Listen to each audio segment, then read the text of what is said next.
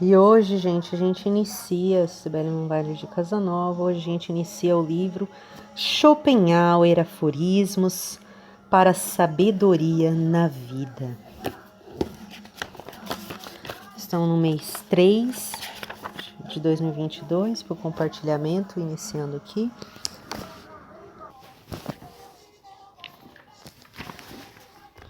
Arthur Schopenhauer, Aforismos para a Sabedoria na Vida, traduzidos do original e prefaciados por Genésio de Almeida Moura, do Instituto Brasileiro de Filosofia, edição Melhoramentos.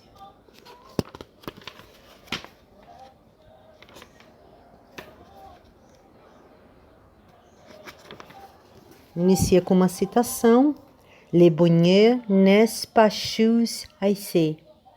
Il est très difficile de les trouver-nous et impossible de les trouver ailleurs. Não é a felicidade coisa fácil, muito difícil de encontrar sem nós, impossível é achar-se alhures, ou não. Chamfort. Índice. Prefácio do tradutor, página 7, introdução, página 19, capítulo 1, divisão fundamental, página 21, capítulo 2, daquilo que se é, página 31, capítulo 3, daquilo que se tem, página 57, capítulo 4, daquilo que se representa, página 65, capítulo 5, Parênteses e máximas, página 123. A. Máximas gerais, página 123. B. A nossa conduta para conosco mesmos, página 134. C. A nossa conduta para com terceiros, página 170. D. A nossa conduta diante da marcha do mundo e do destino, página 196. Capítulo 6. Da diferença das idades da vida, página 209. Prefácio do tradutor.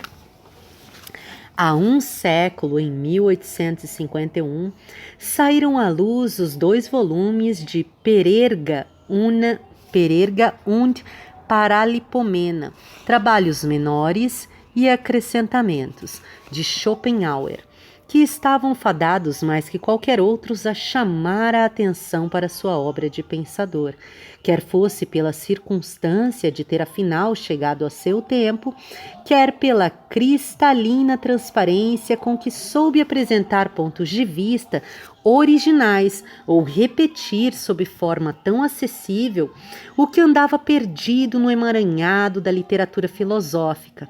A verdade é que o mundo culto saudou com vivos aplausos a importantíssima publicação.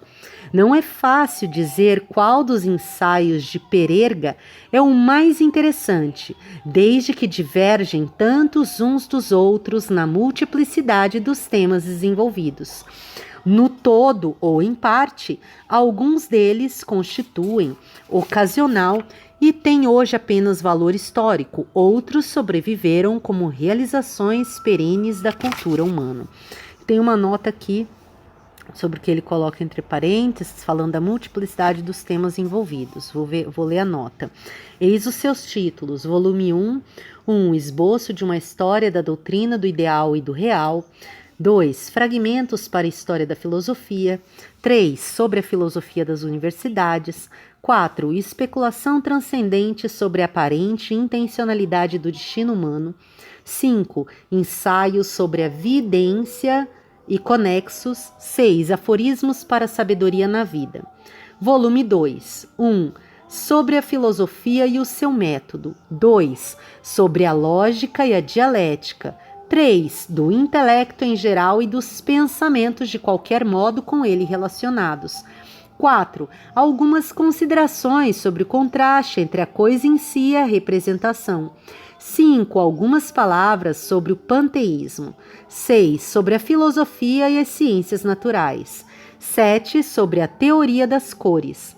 8. Sobre a ciência do direito e da política. 10. Sobre a doutrina da indestrutibilidade do nosso ser após a morte. 11. Ecos da doutrina da imunidade da existência.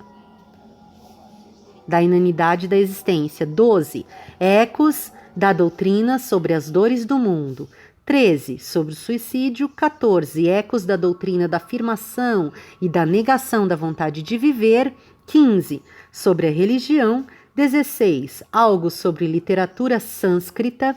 17. Algumas considerações arqueológicas. 18. Algumas considerações mitológicas. 19. Sobre a metafísica do belo e a estética. 20. Sobre o julgamento, a crítica, os aplausos e a fama. 21. Sobre a ciência e os cientistas. 22. Pensar por si. 23. Sobre a arte de escrever e o estilo. 24, sobre a leitura e os livros. 25, sobre a língua e as palavras. 26, observações psicológicas. 27, sobre as mulheres. 28, sobre a educação. 29, sobre a fisiognomia. 30, sobre barulho e ruído. 31, apólogos, parábolas e fábulas. E, finalmente, uma coleção de 15 poesias. Dado o favor que alcançaram vários destes estudos, têm sido também publicados em separata, correndo o mundo, ou no original ou em traduções. Entre eles, talvez o mais conhecido são os Aforismos para a Sabedoria na Vida, de cuja tradução nos incumbiu a campanha Melhoramentos de São Paulo, firma editora a qual tanto deve progresso intelectual do Brasil. Nota: a tradução francesa de 1880 foi reeditada numerosas vezes. Arthur Schopenhauer, Aphorismes sur la sagesse dans la vie, traduit par J.A. Cantacuzes, 11 meme ed. É um trabalho de mérito que acompanha bem a sequência da frase original. Não obstante, escapam ao tradutor diversos enganos como este, que é substancial. A página 187, os versos Silésio, die Einsamkeit ist not, doch sei nur nicht gemein. So kannst du überall in ein West sein, foram traduzidos por La solitude est pénible. Cependant, ne sois pas vulgaire, et tu pourras partout être dans un désert. O que não tem sentido. Houve aí a confusão entre not, de not winding, necessário, e not, necessidade, penúria. A ideia é simples. A solidão é necessária, basta. Porém, não ser vulgar para estares em qualquer parte como que num deserto. Uma vez que essa tradução tem sido traduzida para mais de uma língua, aí fica o reparo. Nessas coisas, aliás, ou se vai à fonte, ou é melhor não ir. Ele coloca que a solidão é necessária. Basta, porém, não ser vulgar, para estares em qualquer parte como que num deserto. Então, ele está falando aqui, basicamente, só nessa... não iniciamos o texto, mas já dá para entender. Está falando, basicamente, da diferença entre a solidão de estar só e de se sentir só. A diferença de estar só e de se sentir só. E aí, por isso, ele coloca a diferença do necessário entre palavra e a outra, necessidade, penúria. Né? Então, seria aquela solidão do estar só, mas você pode estar muito bem na sua própria presença, você não está totalmente só, mas você não está em interação com o outro. E tem a outra questão que seria o que estaria no que ele fala do não ser vulgar, que talvez estaria ali, que seria o estar só, que ele fala, ó, não ser vulgar, para estares em qualquer parte, como que um deserto. Então, de tipo do estar se sentindo só, que o estar se sentindo só não é a mesma coisa que estar só. Porque, de repente, a pessoa pode estar num ambiente com muitas pessoas ou num ambiente que não tem ninguém e estar se sentindo só. Diferente daquele que está só, mas tem uma boa companhia da solidão. Porque, ainda assim, de alguma forma, a gente não pode dizer que estar só implica em estar só, porque às vezes esse só ele está se referindo a estar fora do convívio de alguém, uma outra consciência no campo externo daquela consciência. Mas ainda assim ele está presente, está bem, estando assim, estando só. Então acho que tem mais a ver com essa coisa, porque ele é bem profundo, é bem interessante a leitura do Schopenhauer. Mas vamos no fim da nota aqui. Então, entre os filósofos alemães, que são, em regra, notáveis como filósofos, mas bastante discutíveis como escritores, Schopenhauer e Nietzsche formam honroríssima exceção. O estilo de Nietzsche é marmóreo lapidar. O de Schopenhauer é cuidado, vibrante, comunicativo. Acompanhá-lo em seu próprio texto é um prazer estético que explica o porquê de grande parte de seus triunfos. Todavia, para o tradutor, obrigado a dizer à sua maneira o que foi escrito em idioma tão sutil e tão manifestamente adequado às mais vertiginosas abstrações como o alemão, as dificuldades não são pequenas. Quanto a nós, procuramos resolvê-las tendo em mente que devíamos ser em tudo fiéis à argumentação do autor, mas sem violências demasiadas ao vernáculo. Assim, não nos deixamos impressionar pelo sem número de conectivos, de partículas expletivas e de outras particularidades que lá ficam bem e aqui não, para tudo dizer em português pelo modo que nos pareceu mais conforme ao nosso falar. Aliás, há uma carta do próprio Schopenhauer, na qual, ao oferecer-se para traduzir para o inglês as obras de Kant, mostra que era necessário remanejar a sintaxe do seu imortal antecessor e não ter receio de decompor em períodos autônomos muitíssimas das suas quilométricas e multissubordinadas proposições. Entre o estilo de Kant e o de Schopenhauer não há termo de comparação. Mesmo assim, forçoso lhe foi aplicar em mais de um ponto a oportuna receita. Em nosso trabalho, tomamos como texto básico a edição dos aforismos do Instituto Bibliográfico de Leipzig e Viena, da coleção Meyers Volksbücher, confrontando-a com a da editora Alfred Kroner, de Leipzig, e com a chamada edição do Grand-Duque Guilherme Ernesto Grossherzog William Ernest Asgab.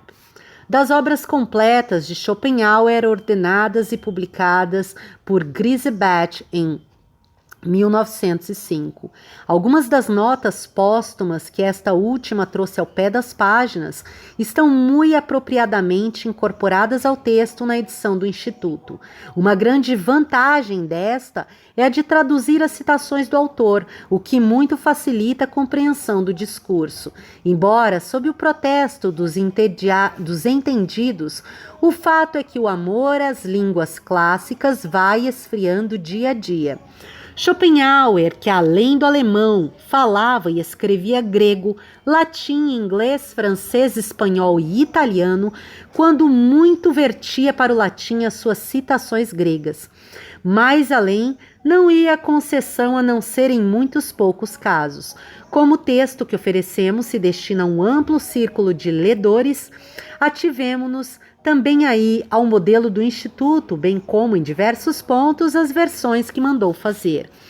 Alega o autor que para escrever os aforismos, a sua eudemonologia ou arte de bem viver teve de se afastar do terreno superior, ético-metafísico, a que conduz a sua filosofia propriamente dita, e ficar no terreno comum, empírico, onde se sustenta a possibilidade de uma existência venturosa. Diz mais que o próprio vocábulo eudemonologia não é senão um eufemismo, desde que viver feliz e põe entre aspas aqui, quer dizer apenas viver menos infeliz ou viver suportavelmente.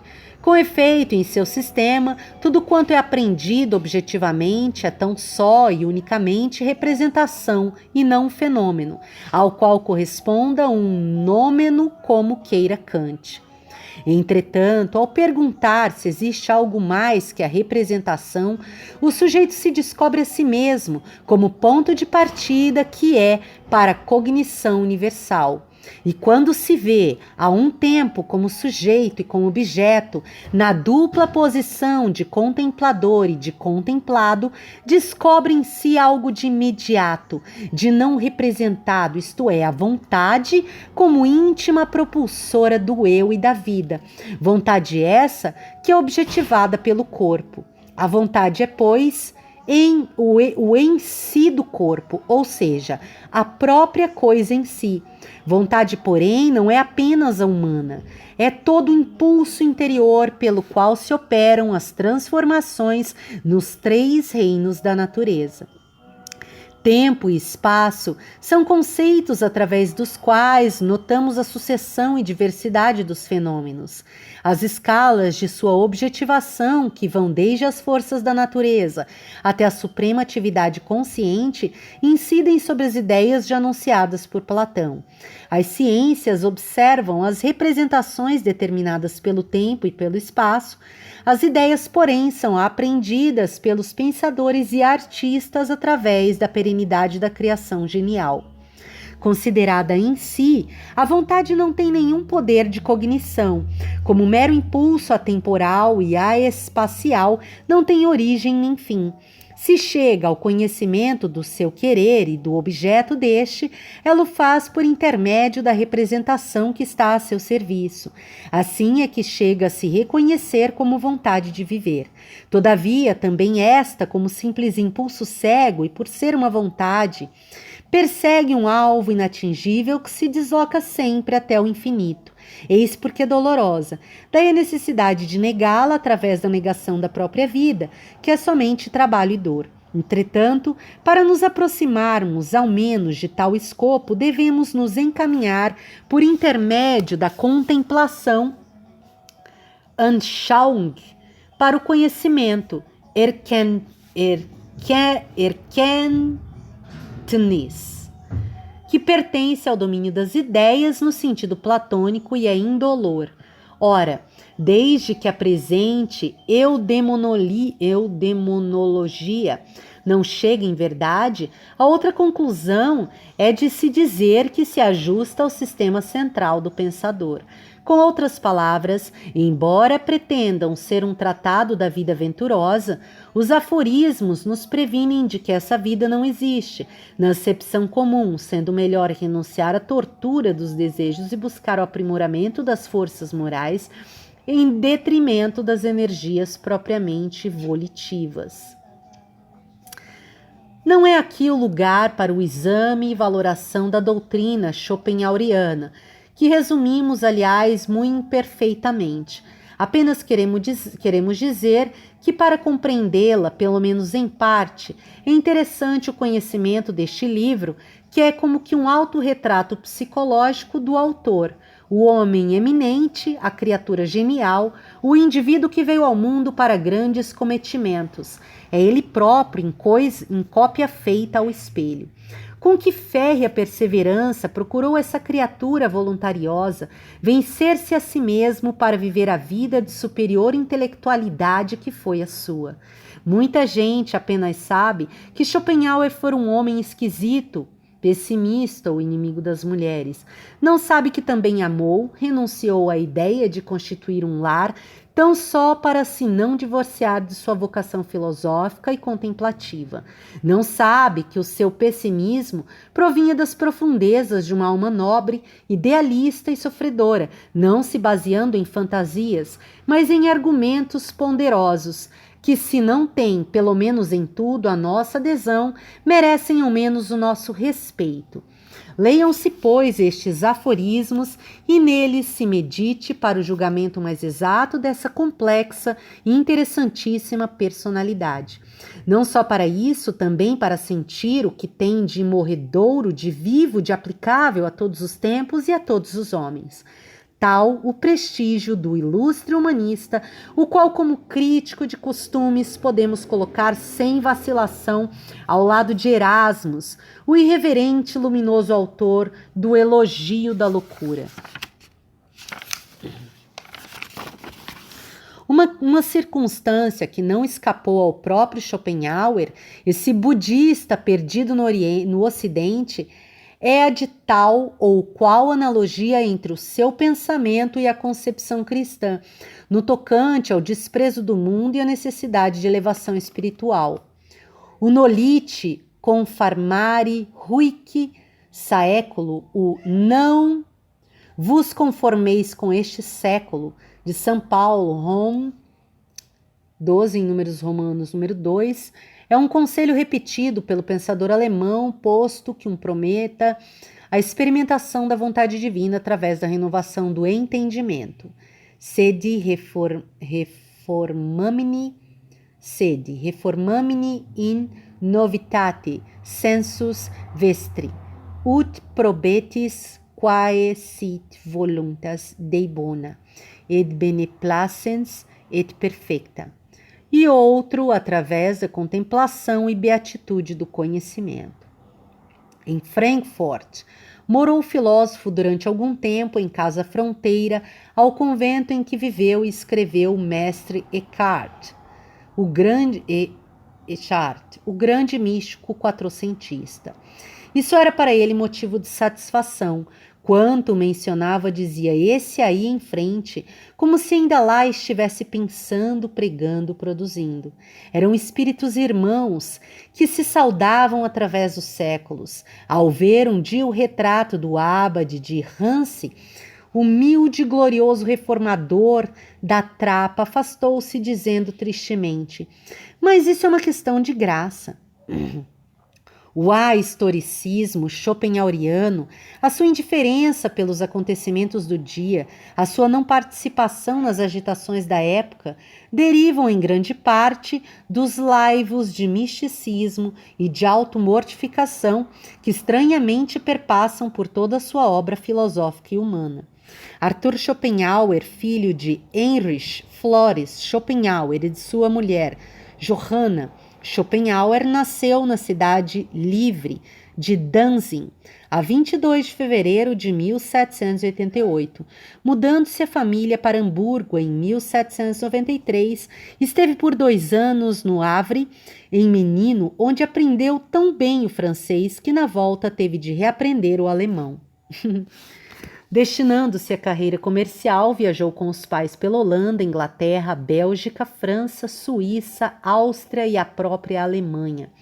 Na Inglaterra, esteve internado por 6 meses em um pensionato em Wimbledon, perto de Londres, aprendendo fluentemente a língua do país. Foi toda a vida sincero amigo da Inglaterra e dos ingleses. É singular, quando estava por nascer, pois pais tinham ido para lá com o desejo expresso de que o filho viesse ao mundo como cidadão britânico. Só uma circunstância fortuita forçou a volta à Alemanha, com o consequente ocasional aumento da já não pequena galeria dos filósofos alemães. Morto o pai em 1805, a mãe liquidou os negócios em Hamburgo, mudando-se para Weimar, onde em breve inaugurou um salão frequentado por Goethe, Wieland, Heinrich Meyer, Reimer, Grimm e os irmãos Schleger, Fernov e demais luminares do maior centro cultural da Alemanha de então. Johanna Schopenhauer foi mulher muito viva, culta e inteligente, que fez época como escritora e romancista. Abandonando a carreira comercial para a qual não sentia nenhuma vocação, o jovem Schopenhauer iniciou os estudos ginasiais, inclusive os de grego e latim, aos 19 anos de idade, com tão excepcional aproveitamento que aos 21 se matriculou na Universidade de Göttingen, primeiro no curso médico e logo depois no de filosofia, 1809. Em Göttingen, travou conhecimento com as obras de Platão e de Kant. Transferindo-se para Berlim, prosseguiu nos estudos de filosofia de letras clássicas e de ciências biológicas e histórico-naturais. Pontificavam nesse tempo, na alta escola berliniense, recém-criada, mas já com grande fama, Fichte, Schleiermacher e Hegel. O estudante foi discípulo dos dois primeiros. A estada em Berlim foi até 1813.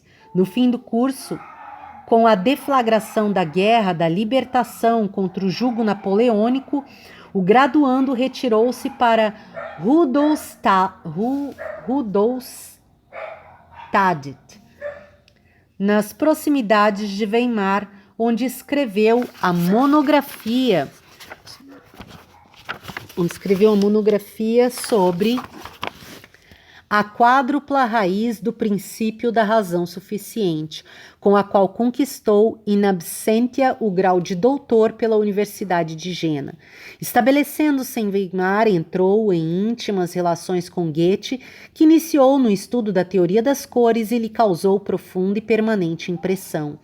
Dada a diversidade de temperamentos, mãe e filho se separaram, mudando-se o jovem doutor para Dresden em 1814. Schopenhauer entendia-se melhor com a irmã Adélia, muito parecida com ele em numerosos predicados. Entretanto, terminou por se isolar completamente de todos. Não é fácil julgar o caso. Do exame do abundante material que há a respeito, vemos que tanto do lado paterno como do materno tinha o filósofo a quem sair. Tanto os Schopenhauer como os Troziener eram gente reta, inflexível, amiga de verdade, da verdade, cultura e idealista, mas arrebatadiça, explosiva e nem sempre de trato muito fácil. Em Dresden, viveu o filósofo os 4 melhores anos da vida, aí tendo escrito um ensaio sobre a vista e as cores, em 1816, e a sua obra principal, O Mundo como Vontade e Representação, Die Welt als Wille und Vorstellung, publicada em 1819 por F.A. Brockhaus, de Leipzig. Em seguida foi pela primeira vez à Itália, onde não foi insensível ao encanto feminino, como já não tinha sido, aliás, em Weimar. Embora levasse consigo uma carta de Goethe apresentando-o a Byron, dela não fez uso. Tendo tido notícia de que a firma a quem havia confiado o resto da herança paterna propuseram uma concordata particular aos credores, retornou à Alemanha a fim de defender os seus direitos, o que conseguiu integralmente. Aí resolveu dedicar-se ao ensino, apresentando-se como candidato a uma livre docência em Berlim. Foi um concurso memorável, durante o qual levou a melhor em um acidente com o arguidor Hegel, em 1820. Aprovado, anunciou um curso sobre filosofia geral, que teve poucos ouvintes e durou apenas 6 meses. Daí por diante, não houve mais possibilidade de prosseguir. Embora tivesse elocução abundante e magnífica voz, o mundo continuava girando em torno dos sumos filósofos, o professor Hegel, seu mais detestado antagonista no terreno das ideias. Schopenhauer esteve em Berlim de 1820 a 1825. Um dia, ao encontrar na antessala do seu apartamento uma visitante de sua locadora, convidou-a a retirar-se. Não sendo atendido, pô-la a escada abaixo violentamente. O resultado foi um morosíssimo processo, que muito aborreceu e pelo qual foi condenado a pagar à vítima uma pequena pensão vitalícia. 20 anos depois, morta a mesma, lançou ele no papel respectivo a bem-humorada observação: obiti annus, obiti onus. Morta a velha, foi-se o encargo. Em 1822, nova viagem à Suíça e à Itália. Berlim tornou-se insuportável, e quando começou a graçar a epidemia de cólera em 1831, transferiu o filósofo a sua residência para Frankfurt sobre o Meno, cidade natal de Goethe, aprazível pela amenidade do clima e por seus amplos recursos materiais e culturais. Aí morou na mais profunda solidão, meditando e escrevendo, em contato quase que apenas com a natureza, e que sempre foi fiel. Celibatário, metódico e misantrópico, instalou-se em seu quarto com os companheiros inseparáveis desde os tempos de Göttingen. As obras de Platão e de Kant, o retrato de Goethe, o busto de Sócrates e o cão com a respectiva cama de pele de urso. Constrangido ao tomar refeições em hotel, abria-se com um ou outro interlocutor, sempre tratando como se transfigurado dos temas mais transcendentes. O seu grande biógrafo, confidente, médico e testamenteiro von Gwinner. Nota em von Gwinner. Von Gwinner, William. Schopenhauer's Leben. 3. August Leipzig, 1910. Primeira edição de 1861. Saiu em pequeno livro ampliado na segunda, 1878, e na terceira, 1910. A neta do autor, Charlotte von Gwinner, publicou o texto de 1861 com um apêndice sob o título Arthur Leipzig, 1922. Servimos-nos também de outro biógrafo, Griesbach, Eduard Schopenhauer, Neue Betrachter Geschichte seines Lebens, Ernest Hollemann e C.O., Berlim, 1905. For isso para a vida. Continuando aqui, o seu grande biógrafo, confidente, médico, testamenteiro von Gwinner, onde eu li a nota sobre o von Gwinner, conta como o ficou conhecendo. Schopenhauer estava à mesa e demonstrara a um hóspede princípios de geometria. E fazia uma cara, diz o médico, de alguém que estivesse falando à amada sobre o amor. De pequena estatura, abaixo da mediana, toda a vida se lhe concentrava na enorme cabeça. Um italiano desconhecido lhe disse certa vez: Signore, lei deve avere fatto qualche grande opera. Non so cosa sia, ma lo vedo al suo viso. Isso lhe aconteceu por diversas vezes, relata Gwinner, pois a sua fisionomia resplandecia de espiritualidade. A grande paixão de Schopenhauer era a música, que conhecia bem e sobre a qual deixou páginas imortais.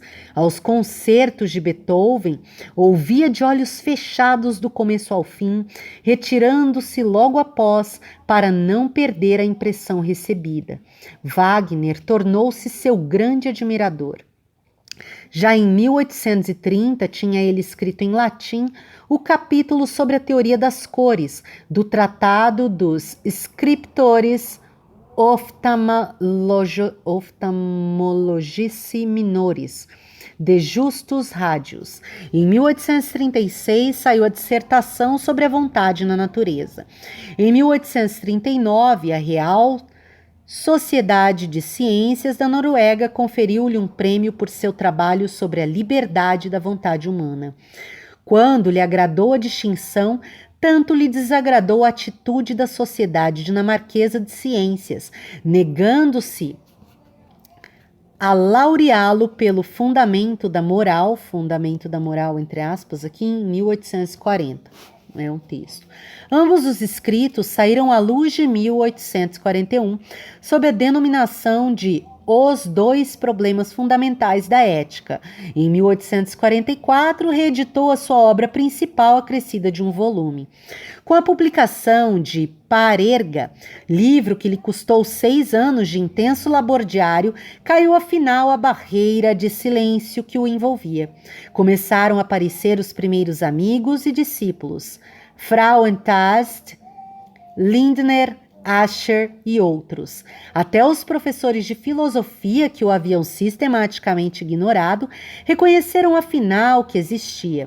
Na Inglaterra, o seu primeiro seguidor foi John Oxenford, com o antigo Iconoclasm in German Philosophy, na Westminster and Foreign Quarterly Review. A Academia de Berlim ofereceu-lhe um lugar, mas Schopenhauer recusou. Se passar a vida sem ela poderia morrer. 40 anos de espera, 40 anos de tortura sem outro consolo que não de sua própria personalidade. Mas era a glória que vinha, a cuja raios se reconfortou nos últimos anos. A primeira edição de O Mundo como Vontade e Representação, de apenas 750 exemplares, amarelecera na casa editora, desde 1819, sem quase achar compradores, pelo que foi em grande parte usada como maculatura. A segunda, em 1844, de 500 exemplares do primeiro e de 750 do segundo volume, que também estava sem saída, esgotou-se então rapidamente. Estampou-se, pois, a terceira edição em 1859 com 2.250 exemplares. Era a vitória que sorria ao lutador aos 71 anos de idade. Com a morte de Schelling em 1854, ficou sendo Schopenhauer o mais antigo dos filósofos vivos da Alemanha. Encerrada, aliás, a fase humanístico-racionalista, que culminara no idealismo hegeliano, ia ter maior aceitação o sistema que seria compreendido pelo realismo. Não se pode, nessas condições, afirmar que fosse tão somente a simples má vontade a responsável pela ignorância em que o pensador foi mantido por tantos decênios. Ainda não era o seu dia. Como querer que o mundo, até então iluminado pelos clarões do classicismo e pelo otimismo romântico pacifista, abrisse mão de seus valores para crer na vacuidade de tudo. Essa atitude de negativista, tomada não só por Schopenhauer, como também, entre outros, por Byron e Leopardi, só na segunda metade do século poderia com efeito encontrar mais justa valoração. Sempre gozou o filósofo de boa saúde, apenas sofrendo de surdez que aumentou com o tempo. Na manhã de 9 de setembro de 1860, porém, sentiu-se mal e mandou chamar o Dr. Guyer. Era uma ligeira inflamação pulmonar que cedeu sem demora. No dia 18, à noite, novo chamado, Schopenhauer queixou-se de opressão cardíaca, mas conversou normalmente, embora com voz mais baixa. Estava a ler as Curiosities of Literature, de Disraeli, achando graça no trecho em que falava dos escritores que levam à ruína os editores. Foi quase o caso, acrescentou. Disse mais, ele disse, Schopenhauer. Sei que é chegado o meu fim, é pena porque tinha ainda significativos acréscimos que fazer a essa obra. Parerga. Ainda? Não me importa que os vermes me roam o corpo. O que me preocupa é saber qual a sorte do meu espírito na mão dos professores de filosofia. O médico não viu mais. A 20 de setembro, pela manhã, o filósofo vestiu-se, tomando lugar à mesa do café, enquanto a criada se retirava. Minutos depois, chegou o Dr. Guiner e encontrou-o morto, sentado a um canto do sofá. Morrera conforme tinha vivido, inteiramente só. Na cabeça, uma coroa de louros, foi o cadáver colocado em pesado caixão de carvalho e solenemente enterrado em sepultura orlada, de sempre vivas e coberta com uma lápide singela na qual se leu seu nome e nada mais. São Paulo, junho de 1983, essa é a nota inicial do livro de G.A.M.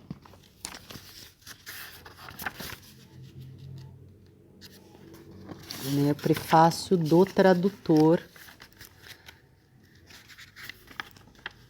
que é Genésio de Almeida Moura. Até aqui, página 18, próximo, introdução, página 19.